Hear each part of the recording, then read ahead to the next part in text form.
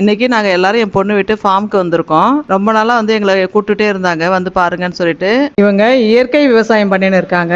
அலி ஃபார்ம்ன்ற பேர்ல ஒரு யூடியூப் சேனலும் இன்ஸ்டா பேஜும் வச்சிருக்காங்க. நீங்க தேவைப்பட்டா செக் பண்ணி பாருங்க. இங்க வாழையில கற்பூரவள்ளி, ரசக்கதலி, நேந்திரம் இது மாதிரியானதும், பப்பாளியில பல நாட்டு ரகங்களும், மிளகா, தக்காளி, மக்காச்சோளம், அப்புறம் காய்கறி விதைங்க, இது மாதிரி ஒவ்வொன்றுலுமே பல வெரைட்டி வச்சிருக்காங்க.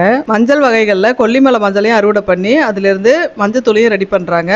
இயற்கையிலே வளர்ந்ததால இதுல குறுக்குமீன் கண்டென்ட் அதிகமா இருக்கும். எனக்கு இதெல்லாம் பார்க்கவே பிரமிப்பாவும் ஆச்சரியமாவும் இருந்துச்சு. நம்ம வீட்டுல இருக்கும்போது சாப்பிட கூட இவங்கள வேண்டி வேண்டி கூப்பிடணும். அவங்களா இப்படின்னு எனக்கு பெருமையா இருந்துச்சு. இந்த ஃபார்முக்கு வந்த முதல் வேலையா ஒரு வாழைப்பூ பறிச்சு 1000க்கு உட்காந்துட்டாங்க.